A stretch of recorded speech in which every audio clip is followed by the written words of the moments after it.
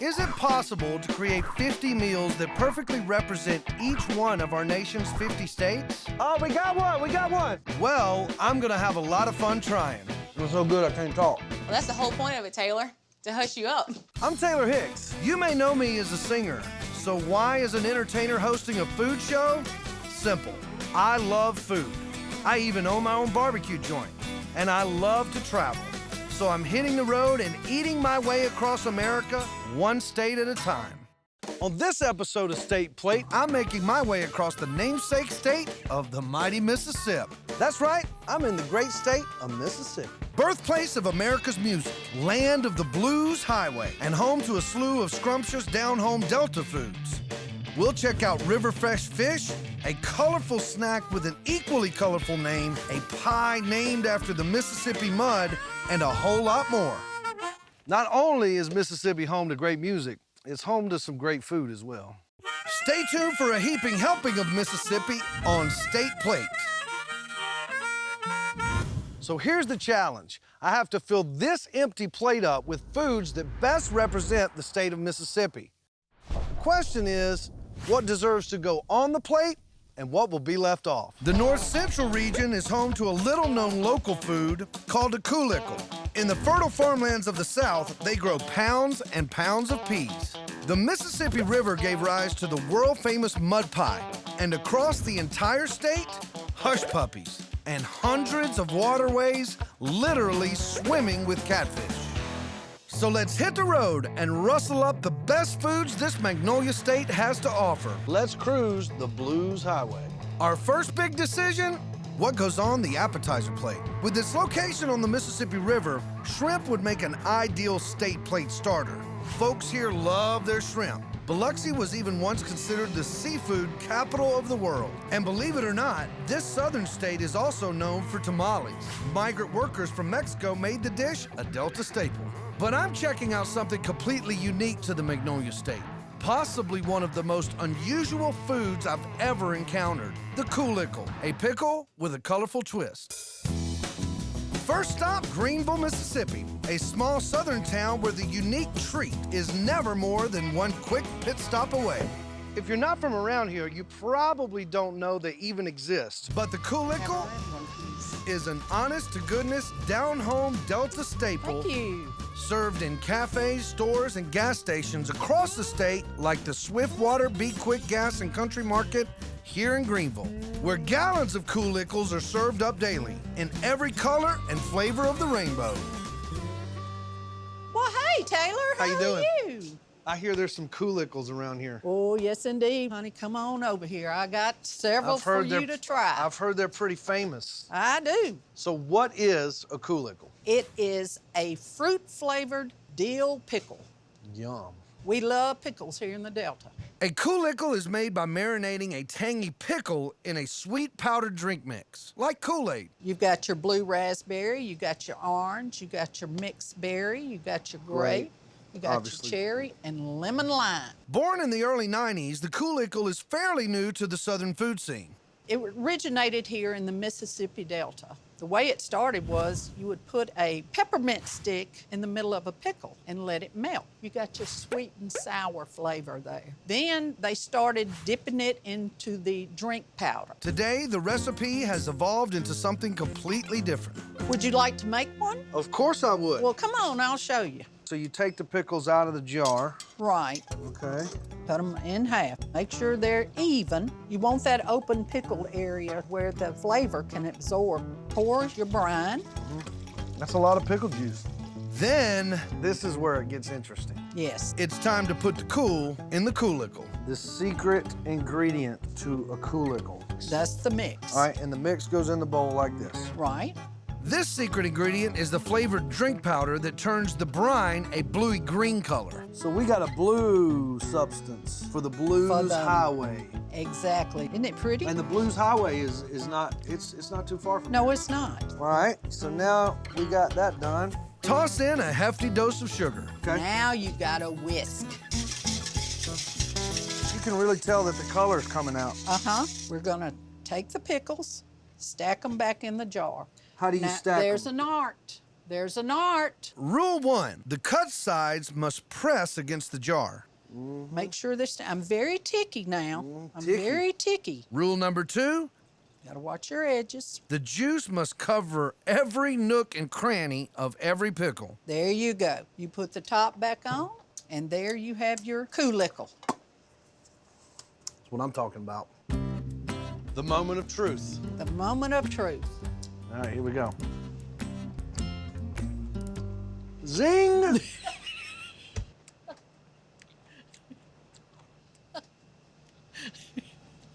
It's got a zingy, I told you. I told you. Feel those glands? yeah. The first bite is like the loaded tartness.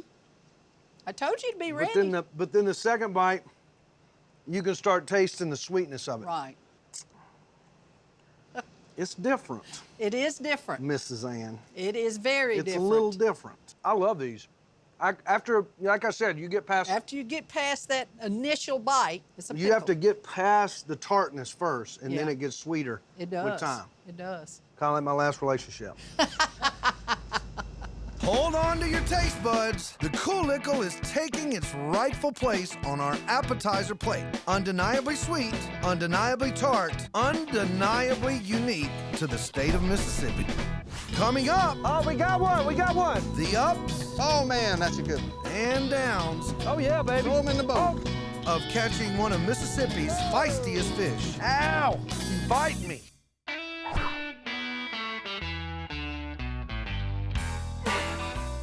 With their trademark wide mouths and namesake whiskers, few foods say Mississippi like these feline fish. Mississippi produces more catfish than any other state, most of them in farms. The demand for this southern staple drives a $200 million industry in Mississippi that contributes to a national output of nearly 320 million pounds of catfish every year. But today, we're catching them the old-fashioned way. Western Mississippi is home to the Mississippi River, and the Mississippi River is home to some of the biggest wild catfish in the country. Paul Hartfield is a legendary local fisherman who literally calls the shores of the Mississippi River home.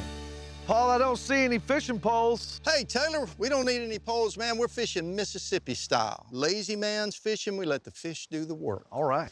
Hop on, I got you a life jacket in here. Okay. We'll get out there and put some lines out.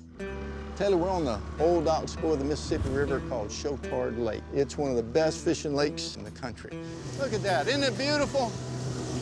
What's all the fuss about catfish in Mississippi? Catfish has been a staple of Mississippi for generations. It's something that's in our taste buds, and this is one of the earliest forms of fishing. First step, prep the line. I like to put a little weight just to keep the worm or the fish down. Then, You gotta have bait. You're a Alabama boy, you ought to be able to worm a hook. You know what they say about Mississippi boys can do, though? They can eat these things. I'm not gonna try it. and finally, Tie it off to the tree. the step that gives limb lining its name. There you go. And now take that loop and put it over a knot. Drop that sucker in the water. Drop that sucker in the water. The fish will smell that. They'll come from the bottom, grab that hook, and then they'll jerk their bodies down to go down to make sure nothing gets it from them. They're real greedy. And that's when they hook themselves.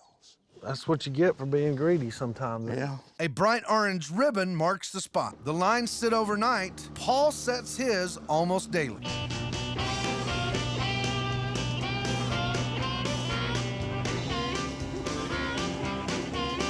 Okay, Taylor, we're coming up on our first line. Take this stick and you use that hook end and pull the line up and see if there's a fish on it. Okay. No fish. Let's go to the next one. Wasn't anything there? No. Shoot, I thought sure there was a fish on that line. All right, coming up, Taylor. Oh, we got one. We got one. Oh, man, that's a good one. That's a channel catfish. Big old bull channel male. You can see the whiskers on it, and that's why they call it catfish. Ow, ow. That looks like some good eating. Ow, he's biting me. Oh! Stop it. This little feisty. There's no catch and release here. You did that like a pro. I don't think it likes me kissing on it. After a full day on the river, I figured it was time to go eat. I was wrong. Let's do a little jug fishing. Jug fishing. Toss it out. There you go. This is another kind of traditional big river fishing started in the Mississippi River. So we got 2 hooks on this line. Yeah, remember I told you that the catfish will come up from the bottom and grab the bait. When he flips, a lot of times you'll catch him in the tail or in the side of the body with the second hook. Listen. And he can travel along pulling this jug. Lazy man's fishing, we let the fish do the work. All right.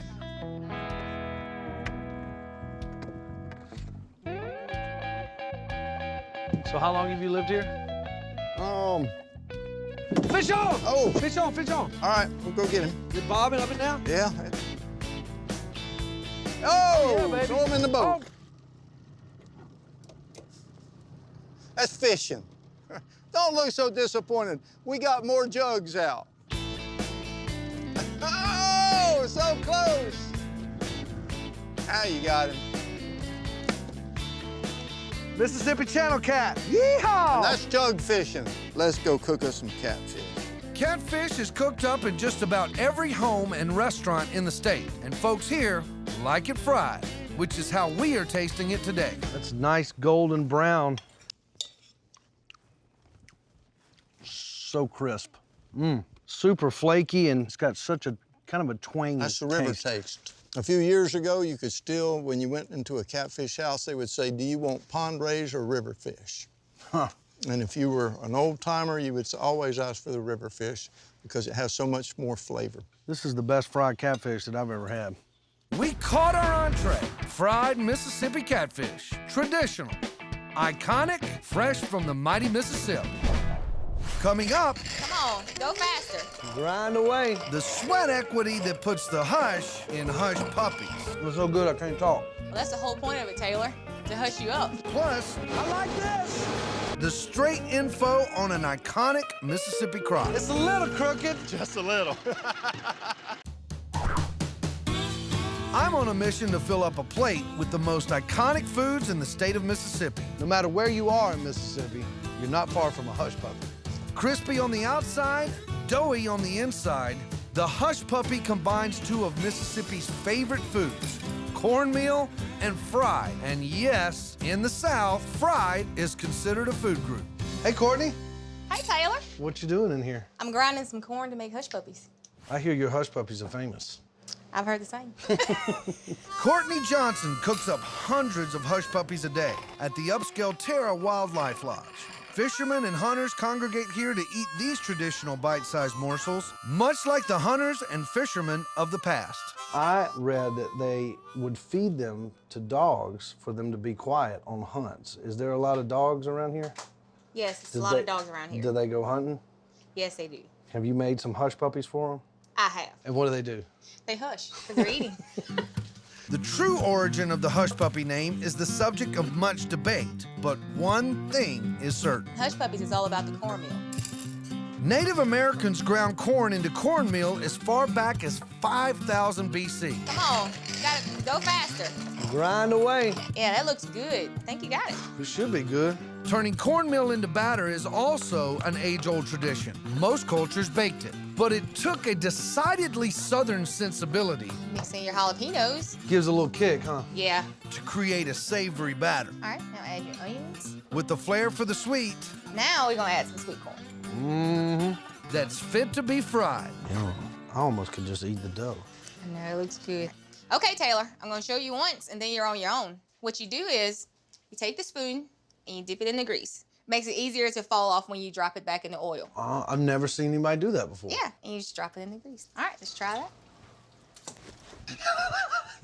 Sorry about that. You good? Stick that in the oil. Oh, okay. Okay, you good. What'd I do wrong? One was too big. You just have to pull it out and keep on frying. That's not what your hush puppy looks like, is it? No, that's not what my hush puppies look like. Yeah, that's not a good hush puppy. We'll hush a puppy up, though. They fry for about 3 minutes. You know they're done when they rise to the top. That one looks good. They look great. Can I just dig in? Dig in. Isn't that great? It's so crispy on the outside. It's nice and gooey on the inside. And it's got that morsel of corn in there, but then all of a sudden it's got the kick of jalapeno. Yeah, I like that kick. The kick is the key. Hush puppies are definitely going on the Mississippi State plate, an iconic nod to the Magnolia State's love of corn and all things fried. It's so good I can't talk. Well, that's the whole point of it, Taylor, to hush you up. Our state plate is filling up. Next stop, Headed down to southern Mississippi.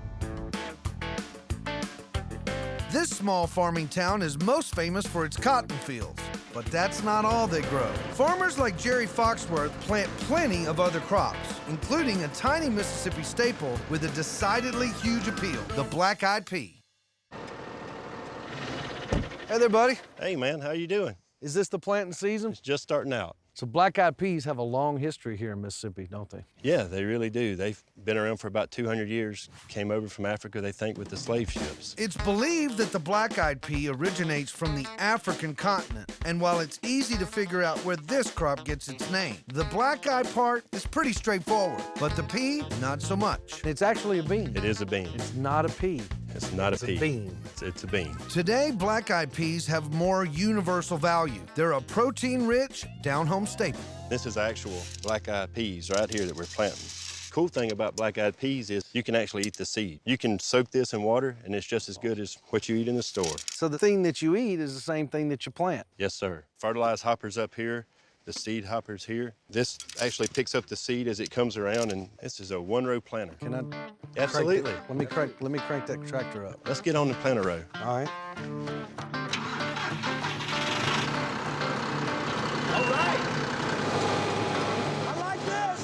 The seeder drops one seed at a time, about 6 inches apart. That's good. It's no surprise why folks here eat so many pounds of black-eyed peas. The sandy soil and hot Mississippi summers are so conducive to this crop, 1 acre of land can produce up to 6 bushels of beans. Keep going, you're about halfway. My job is to keep the rows straight. How's it looking? Looks good, man. It's a little crooked. Just a little. How'd you think I did? You did great. You want to come back here and look? Yeah, let's check it out. Let's see, there we go. There's the actual pea. You can see it packed them right in. And in a few months, about 60 days, this will make your peas. The seeds soak in water overnight, then hit the stove with a little bit of southern seasoning called bacon. We just take a little bit of bacon and just add salt and pepper. Cook them till they're really tender and Mississippi black-eyed peas. give it a taste. Really savory texture and taste, and soft and smooth. And I love the hint of salt in there. They're earthy, a good earthy. And I love the pork in there. Kind of a little bit nutty. Yeah, it has a little nutty flavor. Kind of like my tractor driving. We found our second side, a hearty bowl of black-eyed peas straight from the fertile Mississippi soil. Coming up, a dish inspired by the banks of the mighty Mississippi River. It's not true Mississippi mud until you put whipped cream on it. Our state plate is filling up. Time for something sweet.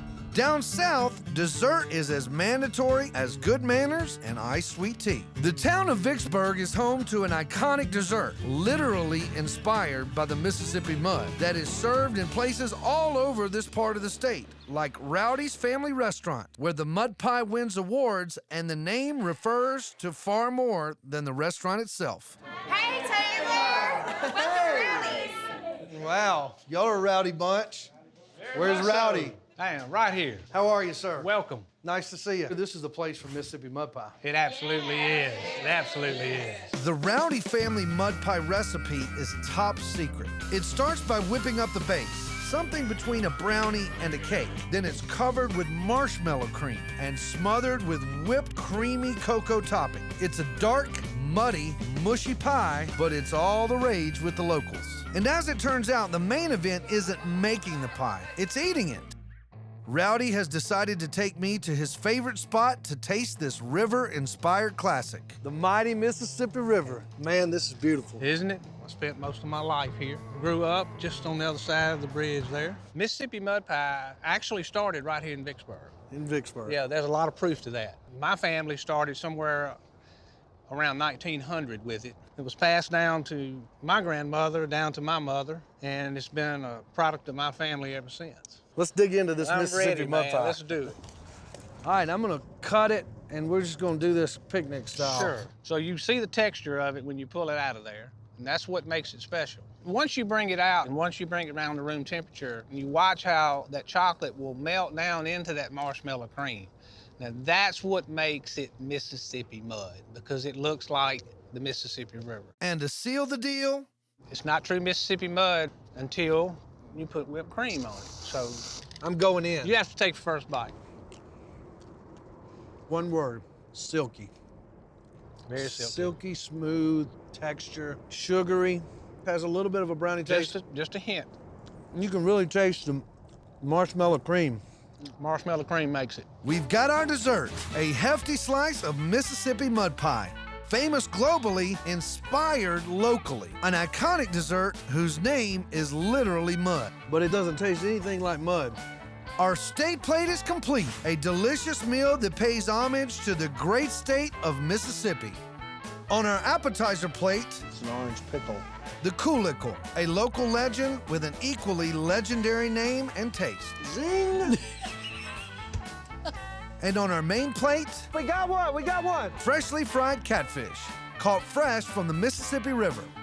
A side of southern fried hush puppies, good enough to quiet any appetite. And a mouth-watering bowl of black-eyed peas, straight from the Mississippi soil.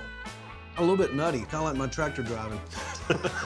And for dessert, a homemade slice of Mississippi mud pie, inspired by the banks of the Mississippi River. One word, silky.